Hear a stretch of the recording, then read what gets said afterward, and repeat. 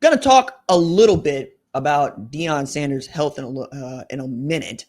And I also want to get to this comp that is, you know, Shedeur Sanders is like this Big 12 quarterback, like this seventh round draft pick. Probably see where we're going with this and why I think that is kind of a backhanded compliment, but we'll get to that just a second. More reads. Pimpin' Ain't Easy Marketing Conference. Does your business need to rank higher in the search engines? Do you want everything your company touches to turn to gold? If the answer is yes to either of those questions, and your business needs to get your act together at the Pimpin' Ain't Easy Marketing Conference, attend keynote speeches made by marketing gurus like Bishop Don Juan and a pimp named Slickback. Participate in workshops and learn more about your target market and how you can get their attention in our high-tech world from such renowned professionals like Craig's girlfriend, Joy's sister-in-law's baby cousin, Tracy. This event is not free and neither are your meals. So if you are a broke booty Buster Brown, this might not be your get down. Only real get money hustlers need apply at the Pimpin' Ain't Easy Marketing Conference.com. All right, let's talk about Shedeur Sanders, who is fourth on the depth chart at Cleveland, with Joe Flacco taking the lead, Kenny Pickett in second, Dylan Gabriel in third, and you know how it goes. Mostly it's Joe Flacco has shown that there's still some juice left in his arm and his legs, and he is talking like the kind of man who expects to do something like Aaron Rodgers, I guess, be Tom Brady. Cool. Kenny Pickett ain't looked like that guy since he was drafted. And that was when he was throwing passes to Jordan Addison in an offense that was built around, we're going to feed the ball to Jordan Addison. Mark Whipple didn't make, no bones about it. It was, no, we're going to get the ball to our best player as often as we possibly can. I love that as an offensive philosophy. Identifying who your best offensive weapon is at Cleveland, that's the job. And then which quarterback does the best job of getting that guy the ball, right?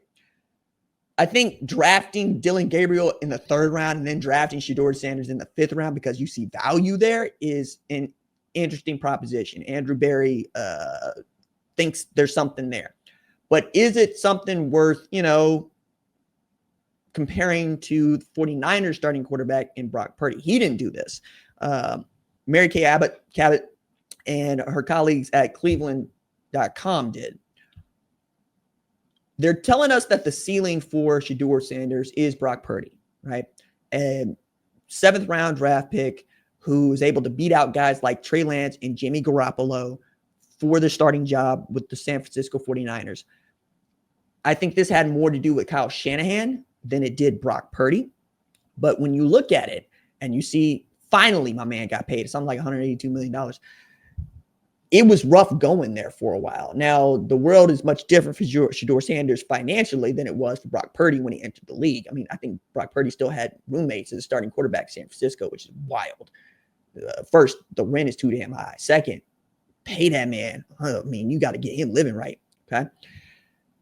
But when you're talking about someone who takes care of the football, who is good with his decisions and given time to scan the field, it's going to make plays. You're talking about Shedeur Sanders. Like, I get that the jersey retirement still gets under people's skin at Colorado, but the fact is the dude was best offense player in the Big 12 last year. He's throwing passes to a Heisman Trophy winner. And that is, by definition, what you were looking for. A guy who can get the ball to the best player on the field as often as possible. Doesn't mean other guys don't make catches. I mean, Jonte Wester had more than 70. Will Shepard had a bunch of catches. Jimmy Horn was productive. It meant that Travis Hunter had 96 catches, something like 14 TDs, 15 TDs, right? We're also talking about a guy that has learned how to do this at multiple levels. Like, we talk about Shedeur as if he's been playing daddy ball the whole time, as if he didn't play at Jackson State, turn that place into a winner, play at Colorado, turn that place into a winner. The 13 and 12 stuff really bothers me because you're taking 4 and 8 and you're smashing together with 9 and 4 and finish atop the Big 12 conference, and you're trying to make that a career. And I'm going, okay, cool. They get there in year one. There's nothing. They double the win total, but we don't talk about that. We don't talk about first game out the box. You beat the national title runner up on their home soil, and we act like that's not a big deal. Shedeur Sanders did that. He's the guy that found Dylan Edwards for the game-winning score. Can we talk about the man as if he's a winner?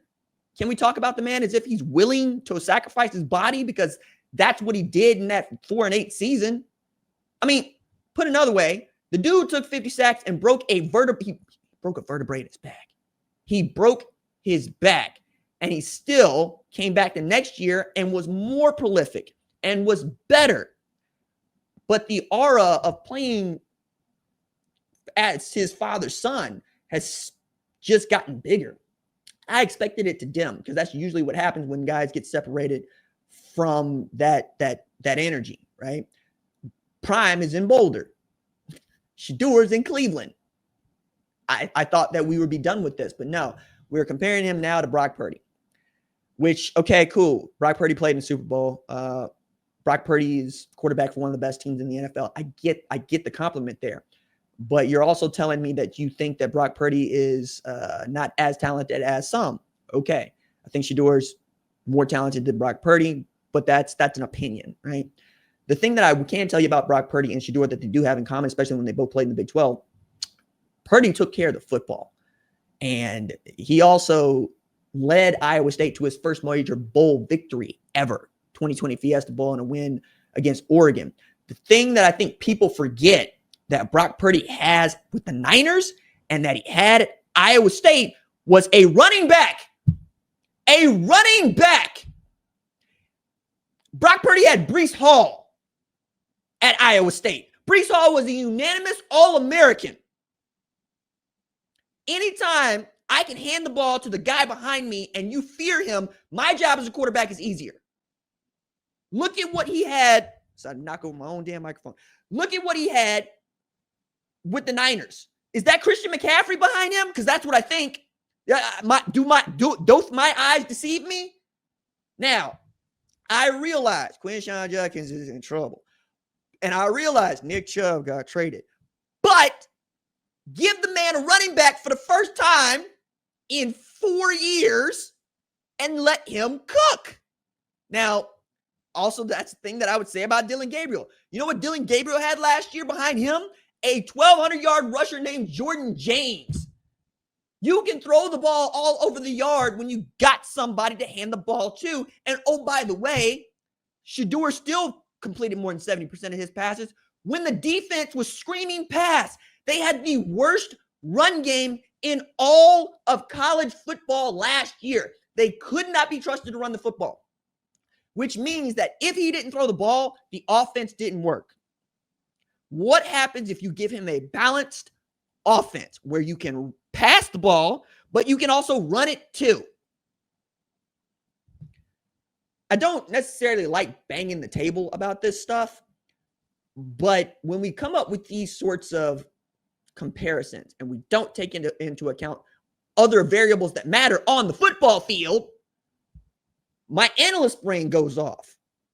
That offense that Kyle Shanahan runs is about misdirection. It's about running the football.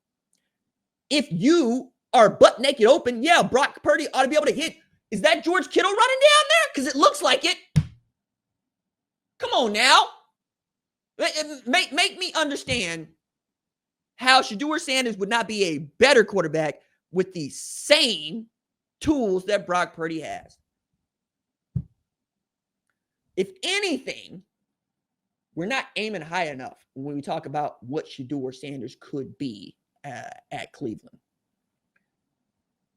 But being the fourth-string quarterback and being the fifth-round draft pick and the youngest dude, quite literally, in that room, it's going to be an uphill battle for him to get on the field in the first place. So we may be getting ahead of this altogether. But I think it's important to recognize if he gets a shot, I expect he will play well, and it will be very difficult to get that man off the football field.